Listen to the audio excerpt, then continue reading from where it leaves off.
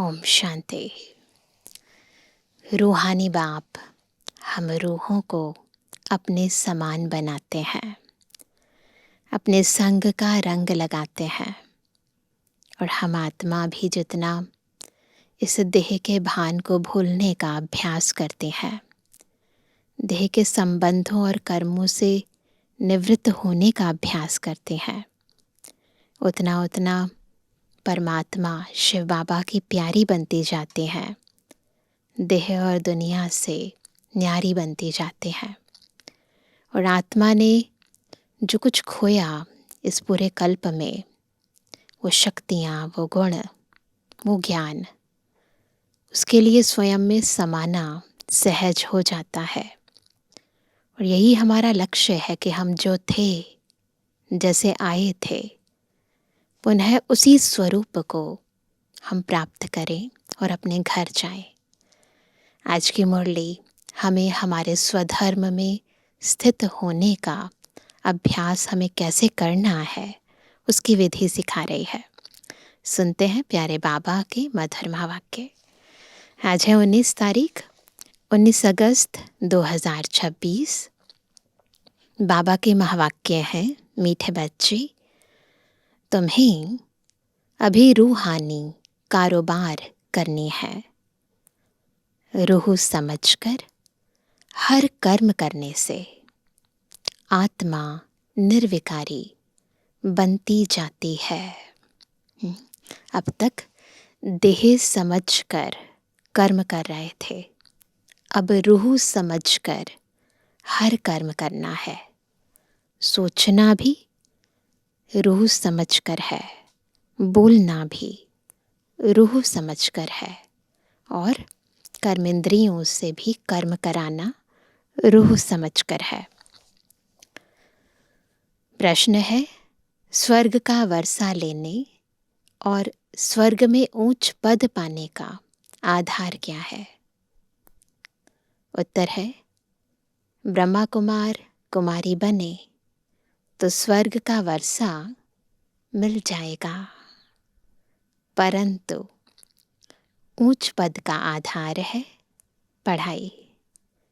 अगर बाप का बनकर अच्छी रीति पढ़ाई पढ़ते रहे, पूरा पवित्र बने, तो राजाई पद मिलता है। 2 चीजें हैं, पढ़ाई और पवित्रता। कोई पूरा पढ़ते नहीं, कर्म बंधन है, पूरा पवित्र नहीं बने और शरीर छूट गया तो प्रजा में भी साधारण पद पा लेंगे। ओम शांति। रूहानी बच्चों को रूहानी बाप समझा रहे हैं।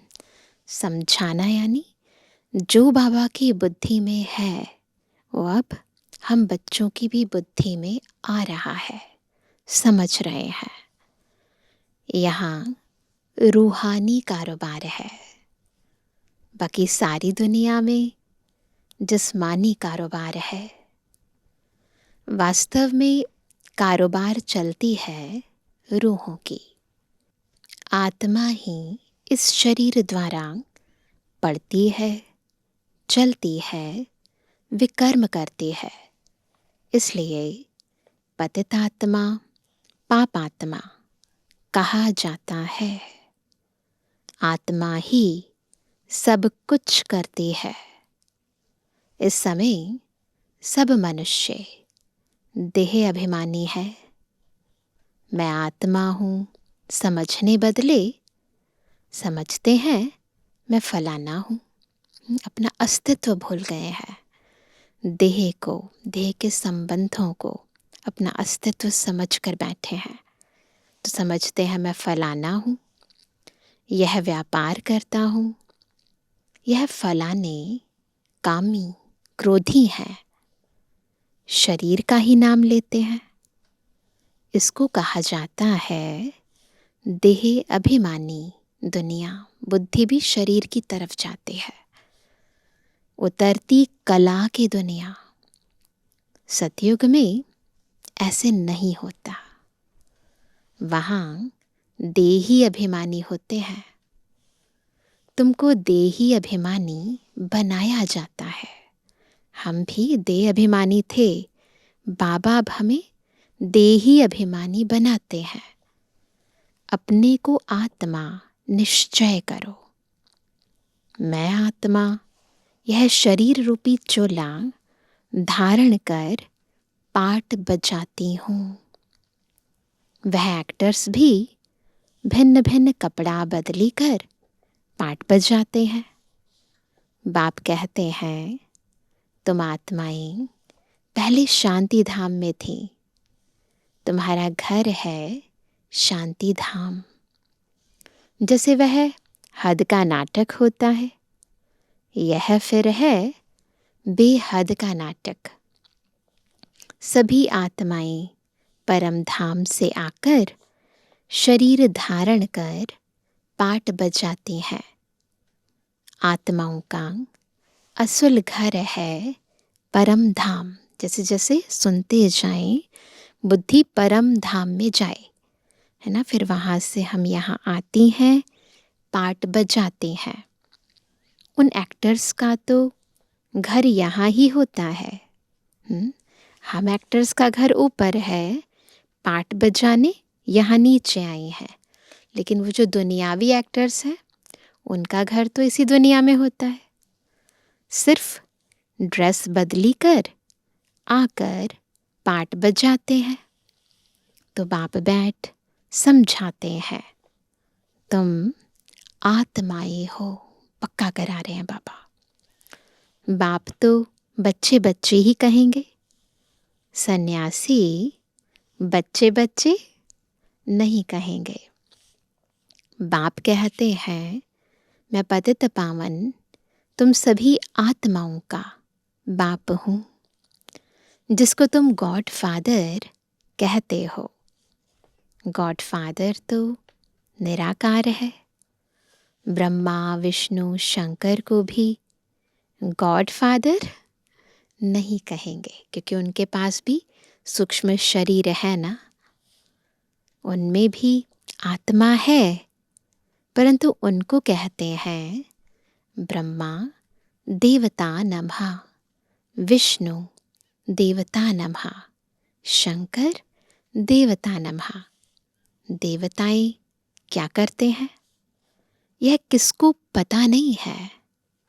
बाप ही आकर समझाते हैं, तुम कैसे ड्रामा प्लान अनुसार पाट बजाते हो। दुनिया एक ही है, यहीं पर ही पाट बजाना है। किसी और दुनिया में नहीं जा सकते, और कहीं है ही नहीं। और कहीं पर भी मनुष्य आत्माएं पाट बजाती ही नहीं है। ऐसे नहीं कोई नीचे पाताल व ऊपर में दुनिया है।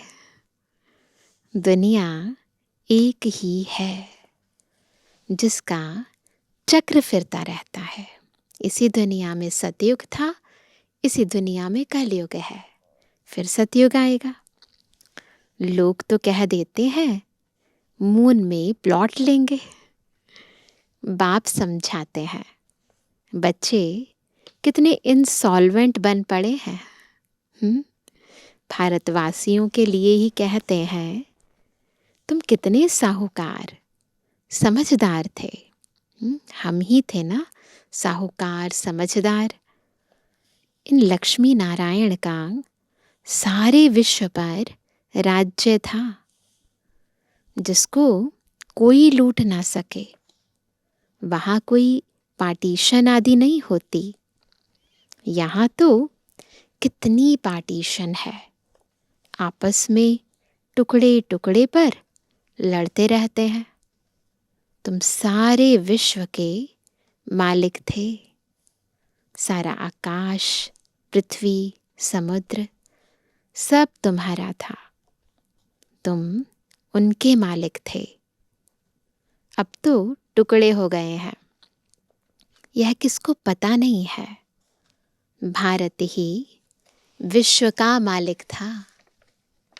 बाप समझाते हैं, आत्मा को जो पाठ मिला हुआ है वह कभी घिसता नहीं। चलता ही रहता है। अभी तुम फिर से मनुष्य से देवता बन रहे हो। पहले भी बने थे, फिर बनेंगे, फिर 84 जन्म लेंगे। बुद्धि में चक्र घूम रहा है ना सभी के। तुम्हारा पाठ चलता ही रहता है, कभी बंद नहीं होता है। कोई मोक्ष आदि पाते नहीं। जितने अनेक गुरु, अनेक शास्त्र, उतनी अनेक मतें होती हैं। मनुष्यों में कितनी अशांति है। भिन्न भिन्न मतों के कारण झगड़ा होता है तो अशांति है। जहाँ भी जाओ कहेंगे मन को शांति कैसे मिले। यह देह अभिमान में आकर कहते हैं, क्योंकि आत्मा का तो स्वधर्म ही शांत है ना। अगर देह में है तो ही कहेंगे कि मेरा मन अशांत है ना। बाप समझाते हैं मन और बुद्धि यह है आत्मा के ऑर्गन्स। बाकी यह सब शरीर की इंद्रियां हैं। आँखें, कान, मुख शरीर की इंद्रियां हैं। आत्मा कहती है मेरे मन को शांति कैसे मिले। वास्तव में यह कहना गलत है। तुम आत्मा हो, तुम्हारा स्वधर्म ही शांत है। तुम ऐसे कहो मुझ आत्मा को शांति कैसे मिलेगी। इसमें कर्म तो करना ही है। यह बातें बाप ही बैठ समझाते हैं। दुनिया में यह ज्ञान किसको नहीं। वहाँ है भक्ति मार्ग, उनको ज्ञान का पता नहीं है। ज्ञान तो एक बाप ही देते हैं। बाप खुद कहते हैं मैं कल्प कल्प कल्प के संगम युग पर आता हूँ। कलयुग के अंत में सभी पतित हैं। यह है रावण राज्य। रावण को जलाते भी भारतवासी ही हैं। बाप पतित पावन का जन्म भी यहाँ है, तो रावण का जन्म भी यहाँ है। रावण जो सबको पतित बनाते हैं, इसलिए उनको जलाते हैं। 5 विकार सबको पतित बनाते हैं, इसलिए उसका बुत बनाकर जलाते हैं। यह बातें किसकी बुद्धि में नहीं है। उनकी बुद्धि में स्थूल बातें हैं। उनका सूक्ष्म अर्थ बाबा बताते हैं, और वो ज्ञान केवल हम बच्चों की बुद्धि में है। अब भारत में श्री कृष्ण जयंती मनाते हैं। श्री कृष्ण की लीला, भजन आदि करते हैं। अब बाप कहते हैं वास्तव में श्री कृष्ण लीला कुछ है ही नहीं। जो वो दिखाते हैं ना, अलग अलग तरह से लीलाएं दिखाते हैं कि कैसे माखन चुराते थे ना, वस्त्र चुराते थे। बाबा कहते हैं ऐसे कोई लीला है नहीं। श्री कृष्ण ने क्या किया। कहते हैं कंसपुरी में जन्म लिया। अब कंस तो डेविल को कहा जाता है। सतयुग में डेविल कहाँ से आए। वहाँ पर तो कोई दानव इत्यादि नहीं होते ना।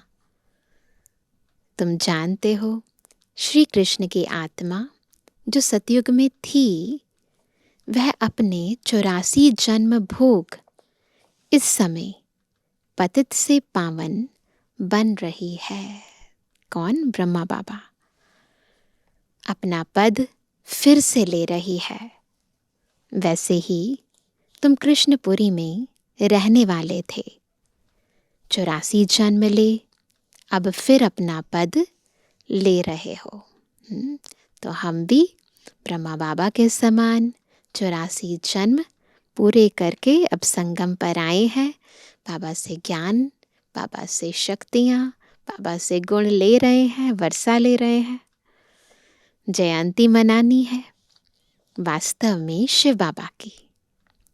जो शिव बाबा सबको हेल से हेवन में ले जाते हैं, उनकी कोई लीला है नहीं।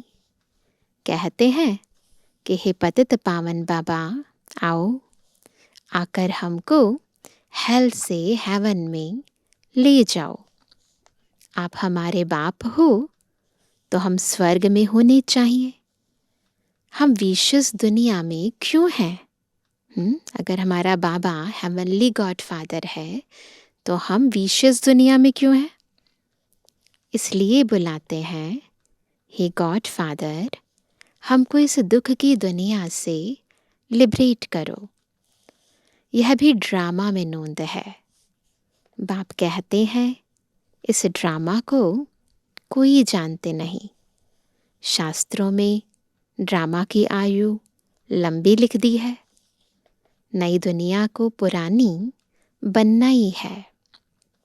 सतो रजो तमो में आना ही है। यह है बेहद की बात। अभी तुम फिर से विश्व के मालिक बन रहे हो। भारतवासी जो नई दुनिया में थे, वही 84 जन्मों का पाठ बचाएंगे। अभी तुम पवित्र बनते हो, बाकी सब मनुष्य पतित है। तब तो पावन के आगे जाकर नमन करते हैं। देवताओं के आगे जाकर नमन करते हैं ना। पावन को पावन नमन क्यों करेंगे? पतित करेंगे ना पावन के सामने। सन्यासी पावन है, तब तो पतित मनुष्य उनके आगे माथा झुकाते हैं। तो बाबा बता रहे हैं क्यों माथा झुकाया जाता है। पवित्रता के आगे नतमस्तक होते हैं। कन्या पवित्र है तो सब उनके आगे सिर झुकाते हैं। जब नवरात्रे होते हैं तो अष्टमी पर, नवमी पर कंजके बिठाते हैं, तो कन्याओं के आगे माथा झुकाते हैं। वही कन्या शादी कर ससुर घर जाएगी तो माथा टेकना पड़ता है, क्योंकि पतित बन गई। अभी बेहद का बाप आए हैं सबको पावन बनाने, सबको पूज्य बनाने आए हैं। वह सब है कलयुग में। तुम हो अभी संगम पर। अब तुमको पतित दुनिया में नहीं जाना है। यह है ही कल्याणकारी युग। बाप आकर सबका कल्याण करते हैं। तुम अभी श्री कृष्ण जयंती मनाएंगे, नहीं तो लोग समझेंगे यह तो नास्तिक है। अभी सितंबर में है ना श्री कृष्ण जयंती, तो सब मनाएंगे। नहीं तो फिर दुनिया वाले क्या समझते हैं, ये तो देवी देवताओं को मानते ही नहीं है। तो पापा कहते हैं नास्तिक वास्तव में उनको कहा जाता है जो अपने बाप को और रचना के आदि मध्य अंत को नहीं जानते हैं, है ना। तो उनकी नास्तिक की डेफिनेशन अलग है और हमारी अलग है। इस समय सब निधन के ऑर्फन बन पड़े हैं, जानते नहीं है ना अपने बेहद के माता पिता को। घर घर में झगड़ा है, एक दो को मारने में देरी नहीं करते हैं। इसलिए इसको नास्तिकों की दुनिया कहा जाता है। बाप को न जानने वाले। तुम हो जानने वाले, तो हम हैं आस्तिक, है ना। अभी तुम समझते हो कि हम पत्थर बुद्धि थे, बाप हमको पारस बुद्धि बना रहे हैं। और कोई तकलीफ की बात नहीं। क्या करना है? बाबा को याद करना है। अपने आप पत्थर से पारस बुद्धि बन जाएंगे। बाप सिर्फ कहते हैं 1 घंटा पढ़ो, मॉर्निंग में मुरली क्लास 1 घंटा पढ़ो। अपने को आत्मा समझ मुझ बाप को याद करो। शरीर को याद करेंगे तो लौकिक संबंधों की याद आएगी। तो बुद्धि एकाग्र नहीं होगी ना। देही अभिमानी रहेंगे तो मुझे बाप की याद रहेगी, क्योंकि आत्मा का सारे संबंध माता पिता बंधु सखा सब कुछ एक बाबा है। और शरीर के बहुत सारे नाते हैं। जब देह अभिमान में होते हैं तो शरीरधारी याद आते हैं। जब देही अभिमानी होते हैं तो एक निराकारी शिव बाबा ही याद आता है। यह तो है ही विशेष दुनिया। विषय सागर में गोते खाते रहते हैं। विष्णु को क्षीर सागर में दिखाते हैं। कहते हैं वहाँ घी की नदियाँ बहती हैं। यहाँ तो घासलेट भी नहीं मिलता। फर्क है ना। तो तुम बच्चों को कितनी खुशी होनी चाहिए। कौन सी दुनिया में जा रहे हैं जहाँ घी की नदियाँ बहेंगी। बाप ही खिवैया है ना। गाते भी हैं नैया मेरी पार लगाओ। यह सब नैयाएं हैं। हमारी जीवन रूपी नैया को बाबा पार लगा रहे हैं। खिवैया एक बाप ही है। यह शरीर यहाँ ही छोड़ देंगे। बाकी आत्माओं को पार ले जाएंगे शांति धाम। शरीर को नहीं लेकर जाएंगे, आत्माएं जाएंगी। वहां से फिर भेज देंगे सुखधाम। परमपिता परमात्मा को ही खिवैया कहा जाता है। बाप की ही महिमा गाते हैं अनेक प्रकार से। भगवान भी कहते हैं, धोबी भी कहते हैं, खिवैया भी कहते हैं, सौदागर, जादूगर, रत्नागर, सब बाबा की महिमा है। अभी तुम पवित्र बन पवित्र दुनिया के मालिक बनते हो। श्री श्री शिव बाबा आए हैं श्रेष्ठ बनाने। खुद भगवान कहते हैं यह भ्रष्टाचारी दुनिया है। अभी तुम परमपिता परमात्मा की श्रीमत पर चल श्रेष्ठाचारी बनते हो। कितनी है गुप्त रमणीक बातें हैं जो तुम बच्चों को ही समझ में आती हैं। औरों को समझ में आएगी ही नहीं। तुम जानते हो कि अभी देवी देवता धर्म का कलम लग रहा है। जो भी देवी देवता धर्म वाले और धर्मों में चले गए हैं वही आकर फिर ब्राह्मण बनेंगे। ब्रह्मा कुमार कुमारी बनने बगैर बाप से स्वर्ग का वर्षा ले नहीं सकते। पहले शिव बाबा ब्रह्मा द्वारा हमें एडॉप्ट करते हैं। हम बनते हैं ब्रह्मा कुमार ब्रह्मा कुमारी। फिर बाबा कहते हैं स्वर्ग का वर्षा ले सकते हैं, क्योंकि ब्राह्मण सो देवता। अभी तुम ब्रह्मा कुमार कुमारियां स्वर्ग का वर्षा ले रहे हो। जितना पुरुषार्थ करेंगे कराएंगे उतना ऊंच पद पाएंगे। सब तो इतना नहीं कर सकते। पूरा नहीं पढ़ेंगे तो उसका नतीजा क्या होगा। अगर शरीर छूट जाए तो स्वर्ग में आ जाएंगे, परंतु प्रजा में बिल्कुल ही साधारण। अगर बाप का बनकर अच्छी रीति पढ़ें तो राजाई पद पा सकते हैं। तो क्या करना चाहिए। बाबा के तो बन गए हैं तो अच्छी रीति पढ़ना चाहिए ना। नहीं पढ़ते हैं तो समझेंगे उनकी तकदीर में नहीं है। पवित्र रहेंगे पढ़ेंगे तो ऊंच पद पाएंगे। अपवित्र होने से बाप को याद नहीं कर सकेंगे। ऐसे भी बहुत हैं। कर्म बंधन का हिसाब जब छूटे, बहुत कर्म बंधन है ना। गाड़ी के दोनों पहिया पवित्र होंगे तो ठीक चलेंगे। हस्बैंड वाइफ दोनों आते हैं, दोनों पवित्र रहते हैं, बाबा के नियमों पर चलते हैं तो गाड़ी सही चलती है। दोनों पवित्र रहेंगे तो ज्ञान चिता पर बैठ जाएंगे, नहीं तो खिटपिट होती है। कई बच्चे कहते हैं कि बाबा हम तो जानते हैं श्री कृष्ण सतयुग का पहला प्रिंस है, तो क्यों नहीं कुछ मनाए। अच्छा, हम श्री कृष्ण की आत्मा को बुला भी सकते हैं, आकर खेल पाल करेगी, रास करेगी और क्या करेगी।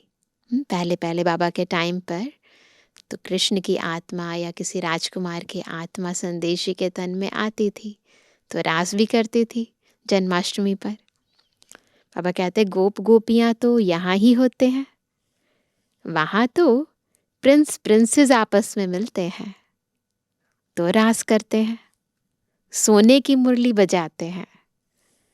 यह सब खेल पाल तुम पिछाड़ी में देखेंगे, शुरू में भी हुआ, पिछाड़ी में भी देखेंगे। यह सब पाठ चलेंगे, शुरू में दिखाया गया, फिर तुम पुरुषार्थ में लग गए हो। अब फिर पिछाड़ी में साक्षात्कार होना शुरू होगा। कौन कौन किस पद को पाएंगे यह तुम जानते हो। बाप बैठ यह सब राज समझाते हैं, तुमसे पूछते हैं वेदों शास्त्रों को मानते हो। बोलो हाँ, हम क्यों नहीं मानते हैं।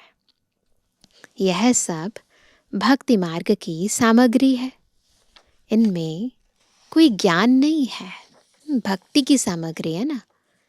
ज्ञान देने वाला तो एक है, ज्ञान मिलता है तो भक्ति आपे ही छूट जाती है। तुम मंदिर में भी जाएंगे तो बुद्धि में रहेगा कि यह लक्ष्मी नारायण फिर अब नई दुनिया में राज्य करेंगे, तो हम ज्ञान की नजरिए से उनको देखेंगे। भक्ति के नजरिए वाले अलग दृष्टि से देखेंगे। ज्ञान के आधार से हम मंदिर में जाएंगे तो हमें लगेगा कि ये हमारी एम ऑब्जेक्ट है, हमें ये बनना है। ये लक्ष्मी नारायण नई दुनिया के मालिक थे। बाप बच्चों को समझाते हैं दोनों तरफ तोड़ निभाना है। गृहस्थ व्यवहार में रहते पवित्र बनना है, प्योरिटी में कॉम्प्रोमाइज नहीं करना है, बाकी तोड़ निभानी है। श्रीमत कहती है पूरे पवित्र बनो, पूरा वैष्णव बनो और विष्णुपुरी का राज्य लो। अच्छा मीठे किसी के लिए जन्मानी बच्चों पे जुर्मानी बाप दादा का दिल जान सको प्रेम से नंबरवार प्रसाद अनुसार यादगार और बुद्धवानी। रूहानी बच्चों की रूहानी बाबा को गुड मॉर्निंग, नमस्ते नमस्ते नमस्ते।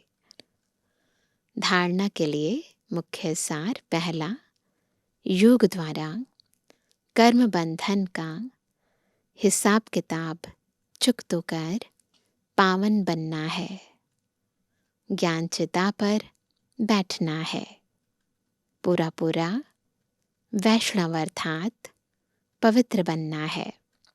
दूसरा, अपने शांत स्वधर्म में स्थित रहना है, सबको शांति धाम की याद दिलानी है, कभी भी अशांत नहीं होना है। आज का वरदान है आवाज से परे की स्थिति में स्थित हो, सर्व गुणों का अनुभव करने वाले मास्टर बीज रूप भव। कैसे बनेंगे मास्टर बीज रूप?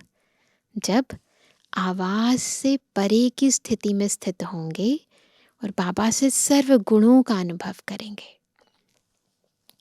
जैसे बीज में सारा वृक्ष समाया हुआ होता है, वैसे ही आवाज से परे की स्थिति में संगम युग के सर्वविशेष गुण अनुभव में आते हैं।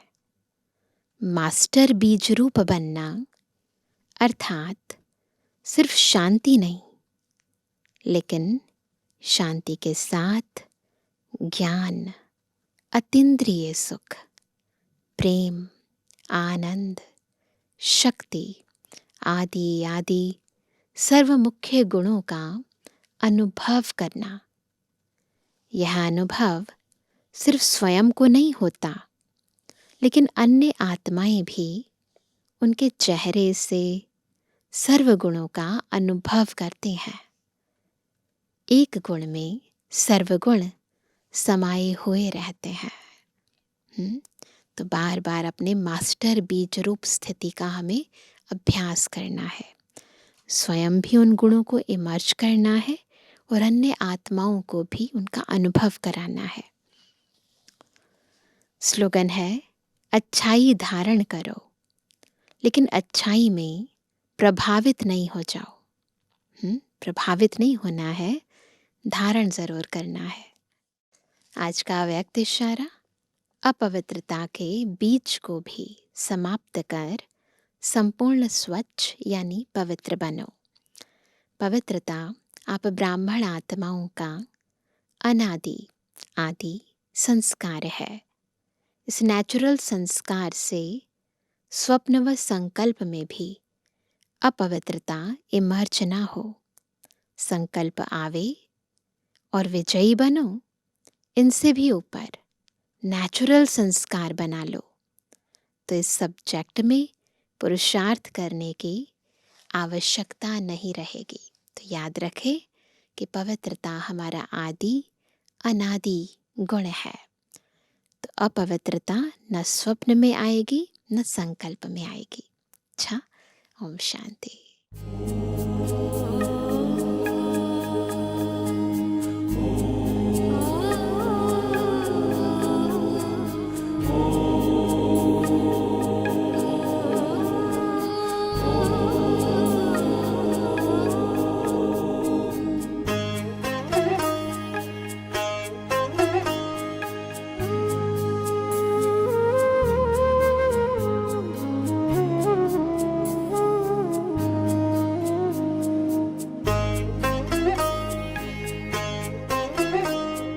शांत स्वरूप, शक्ति स्वरूप, प्रेम स्वरूप मैं आत्मा हूँ।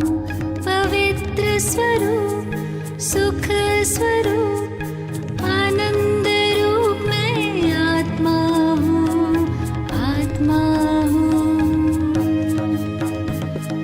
निराकार की मैं पहचान, बिंदु स्वरूप मैं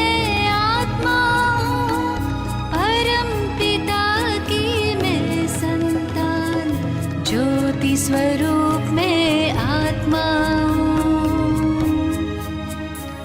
शांत स्वरूप, शक्ति स्वरूप, प्रेम स्वरूप में आत्मा हूँ।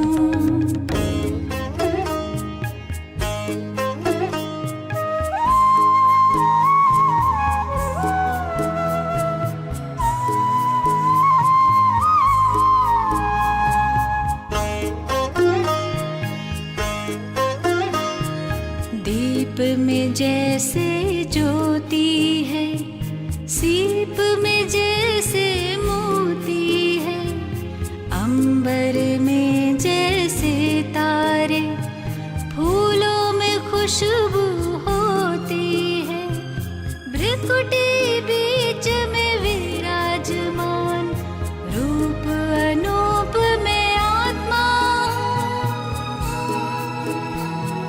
परम पिता की मैं संतान, ज्योति स्वरूप में आत्मा हूँ। शांत स्वरूप, शक्ति स्वरूप, प्रेम स्वरूप मैं आत्मा हूँ।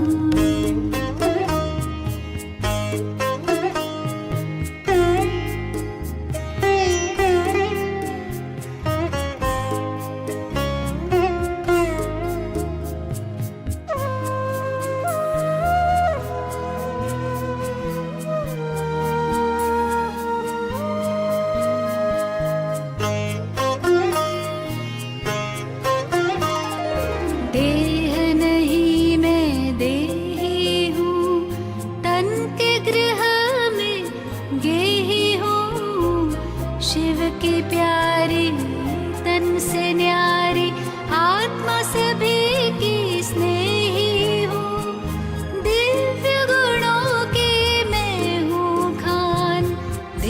सत्य स्वरूप में आत्मा हूँ, परम पिता की मैं संतान, ज्योति स्वरूप में आत्मा हूँ। शांत स्वरूप, शक्ति स्वरूप, प्रेम स्वरूप में आत्मा हूँ।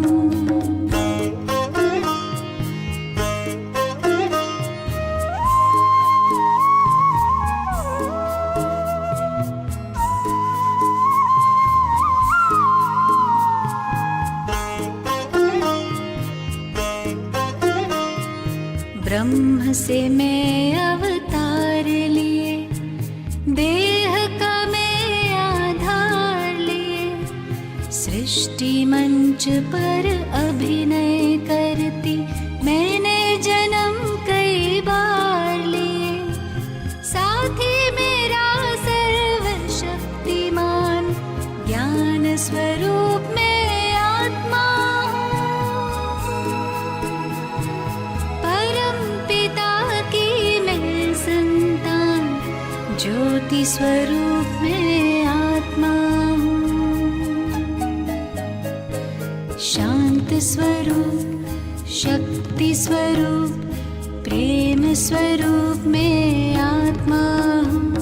पवित्र स्वरूप, सुख स्वरूप, आनंद रूप में आत्मा हूँ, आत्मा हूँ। शांत स्वरूप, शक्ति स्वरूप, प्रेम स्वरूप में